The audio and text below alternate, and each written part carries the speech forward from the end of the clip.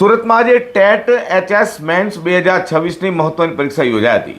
ઉચ્ચતર માધ્યમિક શિક્ષણ ભરતી માટે યોજાઈ રહેલી આ પરીક્ષામાં સુરત જિલ્લામાંથી 11,299 ઉમેદવારો પરીક્ષા આપશે।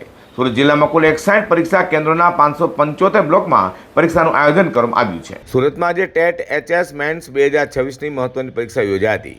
ઉચ્ચતર માધ્યમિક શિક્ષણ ભરતી માટે યોજાયેલી આ પરીક્ષામાં સુરત જિલ્લામાંથી 11,299 ઉમેદવાર પરીક્ષા આપી હતી।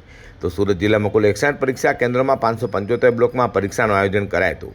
પરીક્ષાનું પ્રથમ સત્ર સવારે 10:30 થી બપોરે 1 વાગ્યા સુધી યોજાશે, જેમાં પ્રશ્નપત્ર 1 અંતર્ગત ભાષા ક્ષમતાની પરીક્ષા લેવાશે, ત્યારે બીજું સત્ર બપોરે 3 થી સાંજે 6 વાગ્યા સુધી યોજાશે, જેમાં પ્રશ્નપત્ર 2 અંતર્ગત વિષય વસ્તુ અને પદ્ધતિશાસ્ત્રની પરીક્ષા લેવાશે। પેપર લીકની ઘટનાને પગલે ઉમેદવારોમાં પણ પરીક્ષાની સુરક્ષાને લઈને ચિંતા જોવા મળી રહી છે। જોકે પરીક્ષા પારદર્શક અને ગેરરીતિ વિના યોજાય તે માટે ડીઈઓ કચેરી અને વહીવટીતંત્ર દ્વારા ખાસ તૈયારીઓ કરાઈ છે। તમામ પરીક્ષા કેન્દ્રો પર ચુસ્ત પોલીસ બંદોબસ્ત, સીસીટીવી કેમેરા અને સ્પેશિયલ સ્કોટની વ્યવસ્થા પણ કરાઈ છે। સાથે ટ્રાફિક વ્યવસ્થા પણ સુચારુ રહે તે માટે તંત્ર એલર્ટ મોડ પર છે। મારું નામ ચૌધરી પ્રિયાબેન દિલીપભાઈ છે।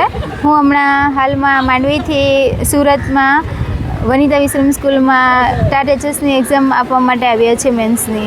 હા, તૈયારી અમારી 2-3 વર્ષથી ચાલુ છે। એવી એક્સપેક્ટેશન રાખીએ છીએ કે આ વર્ષે અમે નીકળી જઈએ અને એક્ઝામ જે લેવાય છે તેમાં કોઈ પણ કૌભાંડ નહીં થાય અને કાર્ય સારી રીતના સંપન્ન થાય એવી અમે ગવર્મેન્ટ પાસેથી એક્સપેક્ટેશન રાખીએ છીએ। હવે જોવાનું રહેશે કે હજારો ઉમેદવારોના ભવિષ્ય સાથે જોડાયેલી આ પરીક્ષા કોઈપણ ગેરરીતિ વિના સંપૂર્ણ પારદર્શક રીતે પૂર્ણ થાય છે કે નહીં।